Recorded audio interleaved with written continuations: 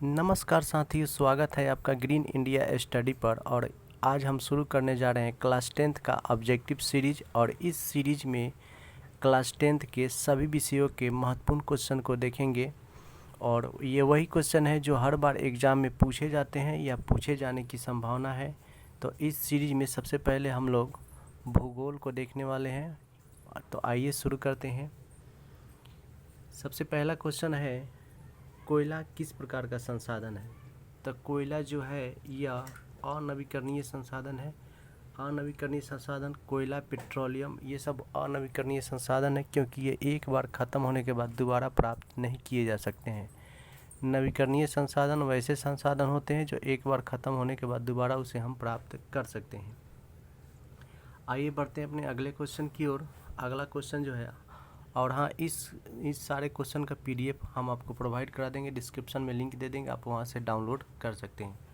तो आइए शुरू करते हैं, अगले क्वेश्चन को देखते हैं। अगला जो क्वेश्चन है, तट रेखा से कितने किलोमीटर क्षेत्र सीमा अपवर्जक आर्थिक क्षेत्र कहलाते हैं? तो तट रेखा से 200 nm दूरी तक जो होते हैं अपवर्जक आर्थिक क्षेत्र कहलाते हैं, जबकि 19.2 किलोमीटर दूरी राजनीतिक क्षेत्र कहलाते हैं। आइए बढ़ते हैं अपने अगले क्वेश्चन की ओर। अगला क्वेश्चन है, पर्यावरण दिवस कब मनाया जाता है? तो जो पर्यावरण दिवस है ये 5 जून को मनाया जाता है, क्योंकि 5 जून 1972 को स्टॉकहोम में एक सम्मेलन हुआ था और उसी के उपलक्ष्य में पर्यावरण दिवस मनाया जाता है। समुद्र क्षेत्र में राजनीतिक सीमा की कितनी किलोमीटर क्षेत्र तक राष्ट्रीय संपदा निहित है? तो अभी हमने आपको बताया कि 19.2 किलोमीटर की दूरी तक राजनीतिक सीमा निहित है। अगला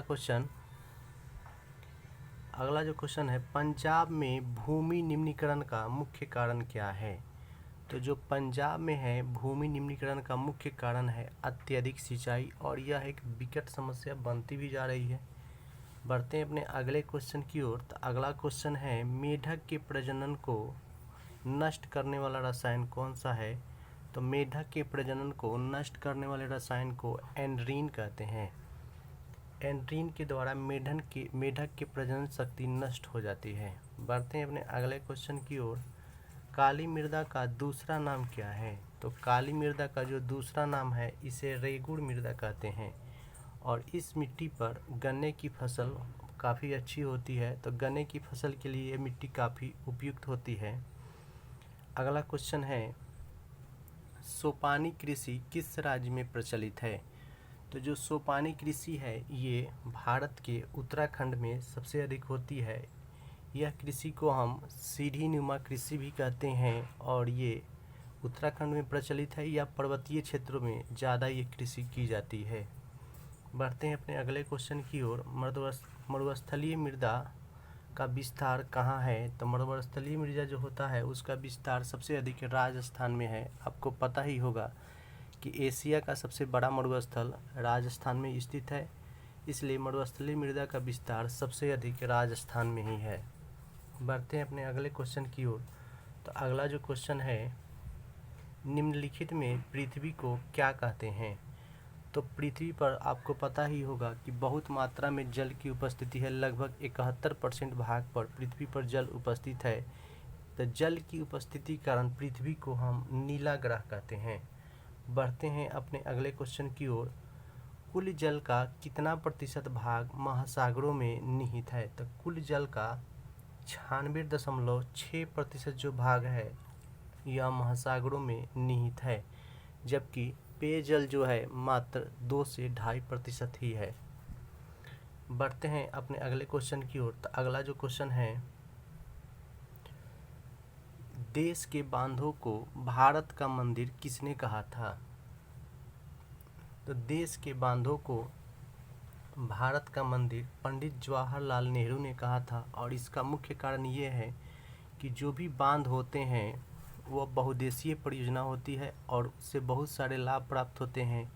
जैसे बांध को बनाकर हम बाढ़ नियंत्रण कर सकते हैं और उसके पानी से हम सिंचाई की व्यवस्था कर सकते हैं। इसलिए देश के बांधों को पंडित जवाहरलाल नेहरू ने भारत का मंदिर कहा था। मनुष्य के शरीर में कितना प्रतिशत जल होता है? तो आपको पता है मनुष्य के शरीर में 65% भाग में जो जल होता है, यानी मनुष्य के शरीर में लगभग 65% भाग जल उपस्थित होता है। बढ़ते हैं अपने अगले क्वेश्चन की ओर। बिहार में अति जल दोहन से किस तत्व का संकेंद्रण बढ़ा है? तो बिहार में जो है आर्सेनिक तत्व के कारण संकेंद्रण बढ़ गया है, जिससे पेयजल की समस्या उत्पन्न हो सकती है भविष्य में। बढ़ते हैं अपने अगले क्वेश्चन की ओर। वन स्थिति रिपोर्ट के अनुसार भारत में 2001 में वनों का विस्तार कितना था? तो हम आपको बता दें कि 2001 में भारत में वनों का विस्तार 20.60% था, जबकि बिहार में वनों का विस्तार 7% था। बढ़ते हैं अपने अगले क्वेश्चन की ओर। हमारा अगला क्वेश्चन है, बिहार में कितने प्रतिशत भौगोलिक क्षेत्रों में वनों का फैलाव है? तो बिहार में जो है, अभी हमने आपको बताया कि मात्र 7% क्षेत्र में वनों का फैलाव है। बढ़ते हैं अपने अगले क्वेश्चन की ओर। किस राज्य में सबसे अधिक वनों का विस्तार है? तो हम आपको बता दें कि सबसे ज़्यादा जो वन है मध्य प्रदेश में पाए जाते हैं, जबकि यहाँ पे मध्य प्रदेश में सबसे ज़्यादा सबसे ज़्यादा बाघ भी जो है मध्य प्रदेश में पाए जाते हैं। बढ़ते हैं अपने अगले क्वेश्चन की ओर। संविधान की धारा 21 का संबंध किससे है? तो हम आपको बता दें संविधान की जो धारा 21 है ये वन, जीव तथा प्राकृतिक संसाधनों से संबंधित है। बढ़ते हैं अपने अगले क्वेश्चन की ओर। तो अगला जो क्वेश्चन है, निम्नलिखित में कौन सा जीव केवल भारत में पाया जाता है? तो हम आपको बता दें कि भारत में केवल डॉल्फिन ऐसा जीव है जो पाया जाता है, ये दूसरे देशों में नहीं पाया जाता है। यानी भारत में डॉल्फिन पाया जाता है, जबकि डॉल्फिन दूसरे देशों में नहीं पाया जाता है। घड़ियाल, व्हेल और कछुआ ये दूसरे देशों में भी पाए जाते हैं और भारत में भी पाए जाते हैं। मैग्रोव्स का सबसे अधिक विस्तार कहाँ है? तो हम आपको बता दें कि मैग्रोव्स का जो सबसे अधिक विस्तार है अंडमान निकोबार द्वीप समूह के तटीय भागों में है, जबकि सुंदरबन ये पश्चिम बंगाल में पाया जाता है। बढ़ते हैं अपने अगले क्वेश्चन की ओर।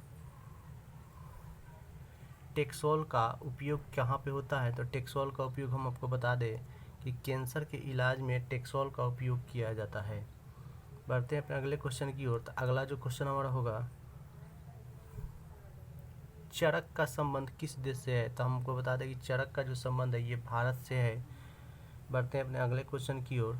अगला जो क्वेश्चन है, निम्नलिखित में कौन लौह युक्त खनिज है? तो हम आपको बता दें जिसमें लोहे की मात्रा होती है उसे हम लौह युक्त खनिज कहते हैं या धात्विक खनिज कहते हैं। तो मैग्नीज जो है ये लौह युक्त खनिज है। बॉक्साइट आपको दिख रहा है, तो बॉक्साइट जो है ये एल्युमिनियम का अयस्क है। चूना पत्थर, इसका उपयोग सीमेंट बनाने में किया जाता है। बढ़ते हैं अपने अगले क्वेश्चन की ओर। निम्नलिखित में कौन सा अधात्विक खनिज है? तो हम आपको बता दें कि इसमें अधात्विक खनिज अब्रक है और इसका जो उपयोग होता है इलेक्ट्रॉनिक सामान बनाने में किया जाता है। आपको सोना को बता दें, सोना का उपयोग आभूषणों के रूप में किया जाता है और ग्रेफाइट का उपयोग पेंसिल में किया जाता है। बढ़ते हैं अपने अगले क्वेश्चन की ओर। किस खनिज को उद्योगों की जननी कहा जाता है? तो हम आपको बता दें कि सबसे उपयोग में आने वाला जो खनिज है वो लोहा है, इस कारण लोहे को उद्योगों की जननी कहा जाता है। बढ़ते हैं अपने अगले क्वेश्चन की ओर। तो अगला जो क्वेश्चन है, निम्नलिखित में कौन लौह अयस्क का एक उदाहरण है? तो हम आपको बता दें कि लोहा का जो अयस्क होता है वह हेमेटाइट होता है, जबकि आपको ऑप्शन में लिग्नाइट और बिटुमिनस दिख रहा है, ये कोयले का प्रकार है। बढ़ते हैं अगले क्वेश्चन की ओर। तो अगला जो क्वेश्चन है, भारत में सबसे बड़ा लोहा उत्पादक राज्य कौन सा है? तो भारत में जो सबसे ज़्यादा लोहा है वो कर्नाटक से उत्पादित किया जाता है। अगला जो क्वेश्चन है, अगला क्वेश्चन, एल्युमिनियम बनाने के लिए किस खनिज की आवश्यकता पड़ती है? तो एल्युमिनियम बनाने के लिए हम आपको बता दें बॉक्साइट की आवश्यकता पड़ती है। एल्युमिनियम का जो अयस्क होता है वह बॉक्साइट होता है। किस राज्य में खनिज तेल का विशाल भंडार स्थित है? तो हम आपको बता दें कि सबसे ज़्यादा खनिज तेल का विशाल भंडार है वह असम में स्थित है। बढ़ते हैं अगले क्वेश्चन की ओर।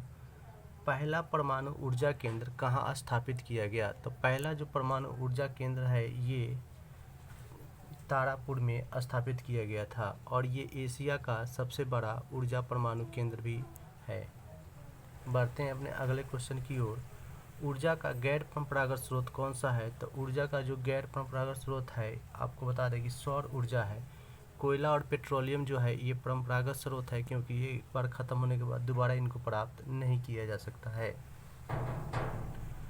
सर्वोत्तम कोयले का प्रकार कौन है? तो सर्वोत्तम कोयले का जो प्रकार है वो एंथ्रासाइट है, और सबसे खराब कोयला है वो पीट कोयला जो होता है, ये सबसे खराब कोयला होता है। बढ़ते हैं अगले क्वेश्चन की ओर। मुंबई हाई क्यों प्रसिद्ध है? तो मुंबई हाई जो है ये खनिज तेल के लिए प्रसिद्ध है। बढ़ते हैं अगले क्वेश्चन की ओर। अगला जो क्वेश्चन है, भारत का प्रथम तेल शोधक कारखाना कहाँ स्थित है? तो भारत का जो पहला तेल शोधक कारखाना है ये डिगबोई में स्थित है। अगला क्वेश्चन, भाखड़ा नांगल परियोजना किस नदी पर स्थित है? तो भाखड़ा नांगल परियोजना सतलज नदी पर स्थित है। अगला क्वेश्चन, यूरेनियम का प्रमुख उत्पादक स्थल कौन सा है? तो यूरेनियम का जो प्रमुख उत्पादक स्थल है वो जादूगोड़ा है, और यूरेनियम से बहुत मात्रा में ऊर्जा का उत्पादन किया जाता है। अगला क्वेश्चन, एशिया का सबसे बड़ा परमाणु विद्युत गृह कौन सा है? तभी हमने बताया आपको, ये जो तारापुर है ये एशिया का सबसे बड़ा परमाणु ऊर्जा गृह है। कलपक्कम और कुडनकुलम ये भी भारत का परमाणु संयंत्र है, और ये तमिलनाडु में स्थित है। बढ़ते हैं अगले क्वेश्चन की ओर। अगला जो क्वेश्चन है, प्राकृतिक गैस किस खनिज के साथ पाया जाता है? तो प्राकृतिक गैस जो होता है वो पेट्रोलियम के साथ पाया जाता है। चूना पत्थर का उपयोग सीमेंट बनाने में तथा यूरेनियम का उपयोग ऊर्जा के रूप में किया जाता है। कोयले के जो सर्वोत्तम प्रकार होता है वो एंथ्रासाइट तथा खराब प्रकार पीट होता है। इस तरह ये 40 क्वेश्चन हमने आपको बताया। इसके अगले पार्ट में और 40, यानी इसका 3 पार्ट आएगा, और 3 पार्ट में इस सारे सीरीज को हम कंप्लीट करेंगे। और इस वीडियो में और जितने भी इम्पोर्टेंट क्वेश्चन है वो हमने आपको बताया, और इसके आगे वाली जो सीरीज आएगी उसमें भी बहुत सारे इम्पोर्टेंट क्वेश्चन होंगे जो परीक्षा की दृष्टि से काफ़ी महत्वपूर्ण होंगे। तो वीडियो अच्छा लगेगा तो वीडियो को लाइक कीजिएगा, शेयर कीजिएगा और चैनल को सब्सक्राइब कीजिएगा। Thank you.